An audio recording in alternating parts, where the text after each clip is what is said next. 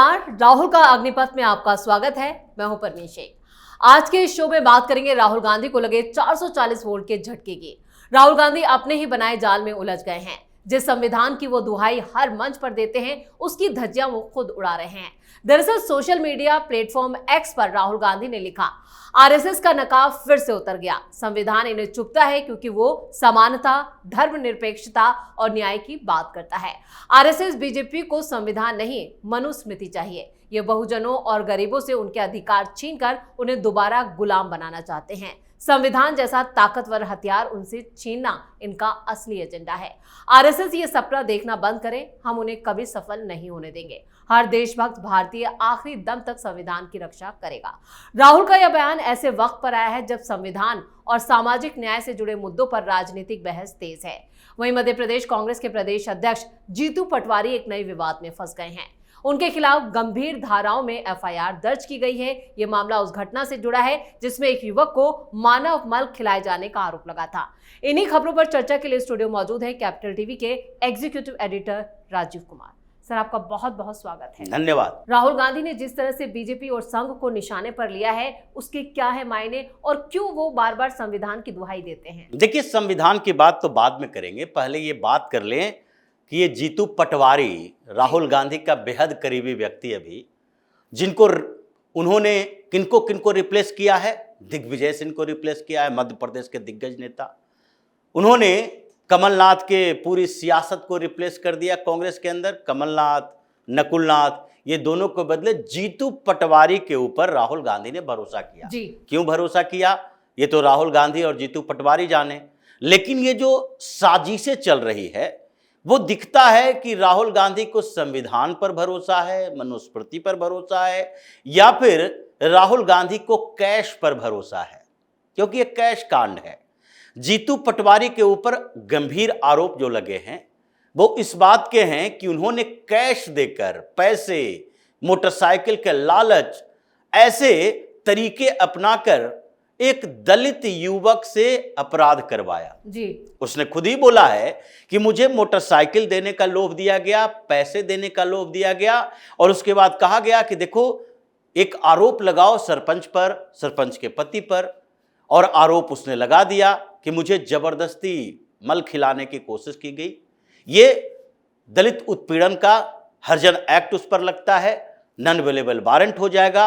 और इसको, चूंकि ये इतने गंदे आरोप हैं जिसके आधार पर मध्य प्रदेश के अंदर या पूरे देश के अंदर राहुल गांधी भी उसको ट्वीट करते, राहुल गांधी भी ये मुद्दा उठाते कि देखो मध्य प्रदेश में सरकार किसकी, भारतीय जनता पार्टी की। एक दलित के साथ उत्पीड़न किया जा रहा है और राहुल गांधी से मुद्दा बनाते। इन लोगों ने कई ऐसे मुद्दे बनाए हैं, तो सब शक के दायरे में है। भारतीय जनता पार्टी शासित स्टेट में जितने भी ऐसे दलित उत्पीड़न के मामले आते हैं, जो आदिवासियों के उत्पीड़न के मामले आते हैं, आदिवासियों के उत्पीड़न की बात तो पहले ही साबित हो चुकी है कि कांग्रेस का पूरा इकोसिस्टम जो लगा रहता है एनजीओ के नाम पर, जिसको पैसे दिलाते रहा है, जिसको जीवित रखा है, वो एनजीओ वाले उन लोगों से मिलते हैं, उसे पैसे देते हैं, सरकार के खिलाफ भड़काते हैं, माइनिंग इंडस्ट्री के खिलाफ भड़काते हैं, अडानी के खिलाफ भड़काते हैं, माइंस मिनरल्स के जितने भी प्रोजेक्ट होते हैं उसे रुकवाने की कोशिश करते हैं, जल जंगल जमीन के नाम पर, जिसके लिए राहुल गांधी झंडेदार बने फिरते हैं। वो चारों तरफ घूम घूम कर हंगामा करते हैं। लेकिन ये मध्य प्रदेश की घटना सीधे तौर पर वो युवक आरोप लगा रहा है कि पहले हमसे आरोप लगवाया गया और उसके बाद एफआईआर दर्ज किए। एफआईआर दर्ज करने के बाद हमने हंगामा किया कि नहीं, मेरे आरोप पर कोई कार्रवाई पुलिस नहीं कर रही है। फिर जीतू पटवारी ने खुद कलेक्टर को फोन किया, मध्य प्रदेश कांग्रेस के अध्यक्ष, और उन्होंने खुद कलेक्टर को फोन किया और फोन करके कहा कार्रवाई क्यों नहीं हो रही है। जब पुलिस कार्रवाई करने के लिए गई तो हो सकता है कांग्रेसियों ने धोखा कर दिया इस युवक के साथ, जो वादा किया था कि मोटरसाइकिल देंगे, पैसे देंगे, कैश देंगे, वो सारे कैश के बाद दिल्ली लेकर चलेंगे। आजकल तो 10 जनपद में भोज होता है। राहुल गांधी कभी हरियाणा के धान के खेतों में काम करने वाली महिलाओं को घर पर बुलाकर उनके साथ खाना खाते हैं, कभी विश्वकर्मा समाज के लोगों के साथ खाना खाते हैं, कभी प्लम्बर, कभी मिस्त्री, कभी ड्राइवर, इन सबको बुलाकर खाना खाते हैं। एक नया ड्रामा नौटंकी इन्होंने शुरू कर दिया। ये भी कहा गया होगा कि तुम्हें तो सीधे दिल्ली ले जाएंगे, 10 जनपद पर बिठाएंगे, राहुल गांधी के साथ खाना खिलाएंगे और आगे तो तुम हो सकता है बड़े नेता ही बन जाओ, तुम्हें विधानसभा का टिकट दिलवा देंगे। आजकल कांग्रेस का टिकट लेने के लिए तैयार नहीं होता है, ऐसे ही लोगों को चुनना पड़ता है। तो वो आरोप लगाने लगा जीतू पटवारी के ऊपर सीधे कि उन्होंने हमें फोन करके ऐसी ऐसी बातें कही थी और वो ये वादा किए थे और वो पैसा नहीं दे पाया। तो ये पलट कर बोल दिया कि जीतू पटवारी गलत कर रहा है। अब जीतू पटवारी के ऊपर ये फर्जीवाड़े कैश कांड में एफआईआर दर्ज हो चुका है। अब मामला दर्ज है, इन्वेस्टिगेशन होगा और वो अगर फिर से नहीं पलटा, अपनी बात पर डटा रहा, तो इसका मतलब है जीतू पटवारी की गिरफ्तारी भी हो सकती है। जी। हर्जन एक्ट है। आप गलत तरीके से किसी को फ्रेम करने की कोशिश कर रहे हो। अब तो शक होता है कि राहुल गांधी ऐसे ऐसे लोगों को ही रखते हैं, चाहे रेवंत रेड्डी को तेलंगाना का मुख्यमंत्री बनाना हो, क्योंकि वो भी कैश कांड में फंसा हुआ था। ये कैश कांड राहुल गांधी के लिए वरदान है कि अगर कोई कैश कांड में फंसा है, पैसा दे रहा है, ले रहा है, करप्शन कर रहा है, तो वो पार्टी के लिए फंड रेजर है। वो पैसे लाएगा कहीं न कहीं से उगाही करके। सिद्धारमैया के खिलाफ इतने कंप्लेन, उसे मुख्यमंत्री बनाए हुए हैं। जब छत्तीसगढ़ में सरकार बनी थी तो भूपेश बघेल को मुख्यमंत्री बनाए रखे। टीएस सिंहदेव जो बार बार आते रहे, उनके खिलाफ कोई करप्शन का आरोप नहीं है, लेकिन उन्हें नहीं बनाया गया। 2.5 साल का फॉर्मूला बेकार कर दिया गया, उसे रिजेक्ट कर दिया गया और कहा नहीं, भूपेश बघेल रहेंगे, क्योंकि वो महादेव ऐप के पैसे दे रहे थे, वो कोल स्कैम के पैसे दे रहे थे। वो कितने पैसे लाकर यहां देते थे? डॉक्टर रमन सिंह ने सीधे तौर पर कहा था ये तो सोनिया गांधी के एटीएम हैं, छत्तीसगढ़ की कमाई 10 जनपद पर लुटा रहे हैं और इसलिए ये ऐसे लोग ही राहुल गांधी को पसंद है। तो अभी तो राहुल गांधी कैश कांड में फंसे हैं जी। ये संविधान की बात बाद में कर लेंगे। खैर, संविधान की बात जो हो रही है अभी जो पूरे देश में सियासत तेज हो गई है, विपक्ष वाले कह रहे हैं देखो, संघ पंथ निरपेक्षता और समाजवाद शब्द को हटाने की बात की गई, क्योंकि दत्तात्रेय हसबोले ने यह बोल दिया और इन्होंने इसलिए बोला कि ये संविधान की बात हो रही थी और 25 जून को इमरजेंसी लागू किए जाने के 50वां सालगिरह पर संविधान हत्या दिवस मनाने की बात चल रही थी और संसद में इसके लिए डिबेट होता। और उसी में डॉक्टर हसबोले ने बोला कि इमरजेंसी के समय में जो कानून बनाए गए, जो संशोधन किए गए संविधान में, वो तो इमरजेंसी के समय में किए गए, तो उसे अभी तक क्यों एक्सेप्ट रखा जाए? क्योंकि वो तो लोकतंत्र की हत्या थी। वो तो 42वां संशोधन ही इंदिरा गांधी ने लाया था लोकतंत्र को खत्म करने के लिए, और उसी समय प्रियम्बल में सेकुलरिज्म और सोशलिज्म जैसे शब्द डाले गए 1976 में, और वो दोनों शब्द को अब हटाना चाहिए। इस पर राहुल गांधी को दिक्कत हो रही है जी। क्यों दिक्कत होनी चाहिए भाई? आप संविधान की कॉपी लेकर घूमते हो, आप ही की दादी ने इमरजेंसी लगाया और उस समय संविधान का संशोधन किया। आप कहते हो मोदी सरकार संविधान खत्म करना चाहती है। कैसे? अमेंडमेंट के थ्रू। संविधान कैसे खत्म कर रही है? संशोधन कर रही है। इसके कई जो प्रावधान है उसको खत्म करने की कोशिश कर रही है। उसी के लिए सुप्रीम कोर्ट भी जाते हो। तो उस समय जो अमेंडमेंट हुआ वो आपके पक्ष में था। पहली बात तो यह है कि 1976 तक क्या भारत में सेक्युलरिज्म नहीं था? कोई एक धर्म विशेष की सरकार थी, कोई धर्म विशेष का शासन था। राष्ट्र यानी कि भारत एक हिंदू राष्ट्र था, सेकुलर राष्ट्र नहीं था, जब तक कि प्रियम्बल में ये सेकुलरिज्म शब्द नहीं जोड़ा गया। अगर ये राहुल गांधी मान लें कि 76 के बाद ही ये सेकुलर राष्ट्र बना है, इसलिए वो संशोधन करके जो प्रियम्बल में डाला गया वो सही है।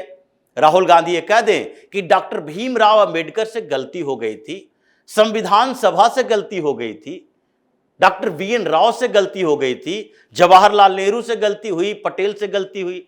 इन सब लोगों ने संविधान को जो ड्राफ्ट किया, फिर संविधान को बनाया, फिर संविधान को स्वीकार करवाया। डॉक्टर राजेंद्र प्रसाद से भी गलती हो गई थी।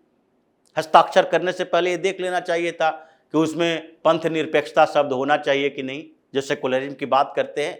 हालांकि संविधान सभा में इसकी भरपूर चर्चा हुई और चर्चा के बाद यह कहा गया कि भारत अभी उस मुहाने पर खड़ा है जो अभी भारत के एक टुकड़ा हुआ है, जो पाकिस्तान बना है धर्म के नाम पर। यह मजहबी मुल्क बना है, मजहब के नाम पर उसने एक देश बनाया है। तो भारत में इनहेरेंट ही सेकुलरिज्म जैसे हैं, संविधान के हर जगह पर मौलिक अधिकार से लेकर आगे तक हर जगह ये ऐसी अवधारणा है, तो ये शब्द डालने की क्या जरूरत पड़ी है? उसको रिजेक्ट कर दिया गया, डॉक्टर अंबेडकर ने रिजेक्ट किया। तो आप कह रहे हो कि वो गलत थे, फिर उसके बाद आप तो ये एक बार बता दो कि 1976 से पहले जितने प्रधानमंत्री हुए, ये आपके परिवार के ही हुए। एक शास्त्री जी हुए जो लगभग 1 साल 7-8 महीना तक प्रधानमंत्री रहे। 1976 से पहले तक इंदिरा गांधी रही और जवाहरलाल नेहरू रहे। बीच में गुलजारी लाल नंदा आए अंतरिम प्रधानमंत्री बन के, वो 25 दिन 50 दिन के लिए। अचानक जवाहरलाल नेहरू की मौत और अचानक फिर शास्त्री जी की मौत, तो उस बीच अंतरिम प्रधानमंत्री उन्हें बनाया गया था दोनों बार। लेकिन 1947 के बाद से 1976 तक आपके दादी, आपके नाना प्रधानमंत्री रहे। तो उससे पहले क्या वो प्रधानमंत्री रहते हुए ये मानकर चले थे कि भारत सेकुलर और सोशलिस्ट स्टेट नहीं है? समाजवाद का मतलब आपका क्या होता है, या सेकुलरिज्म का मतलब क्या होता है? तो अभी जो राहुल गांधी इस संघ की बात कर रहे हैं, संघ के जो ये लोग आइडियोलॉग हैं, उनके सामने इंटेलेक्चुअल लेवल पर राहुल गांधी 30 सेकेंड नहीं टिक सकते। ये हिट एंड रन की थ्योरी नहीं चलेगी। एक व्यक्ति आए और ट्वीट करके भाग जाए, जवाब का कोई इंतजार न करे। अगर इनके अंदर क्षमता है तो सीधे तौर पर इस मुद्दे पर डिबेट करने के लिए कहीं आ जाए, किसी पार्टी के नेता, भारतीय जनता पार्टी के नेताओं के साथ।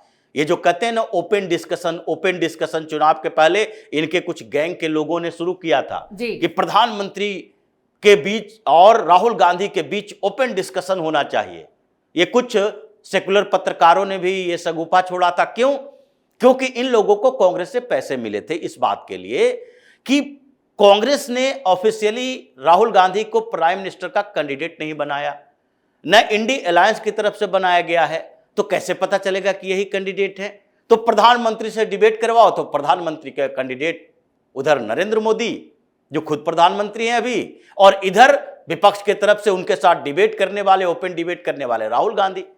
इनको पता था ये कभी हो नहीं सकता कि प्रधानमंत्री बिना ऑफिशियल कैंडिडेट घोषित हुए उस व्यक्ति के साथ डिबेट करने आ जाए, तो इन्होंने एक सगुफा छोड़ दिया था। लेकिन खैर, इनको इतनी क्षमता इनके अंदर नहीं है कि वो खुले चैलेंज स्वीकार करें, लेकिन ये कुछ बातें ऐसे करते हैं जिनकी समझ इनके नहीं है।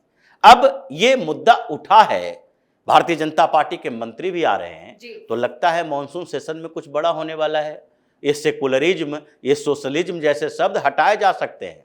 और ये केशवानंद भारती बनाम भारत सरकार के मामले में सुप्रीम कोर्ट ने खुद कहा कि प्रेम्बल कोई बेसिक स्ट्रक्चर का हिस्सा नहीं है और प्रेम्बल में संशोधन हो सकता है, इसलिए संशोधन किया गया। तो नेक्स्ट संशोधन होगा, ये दोनों को बाहर निकाल दिया जाएगा।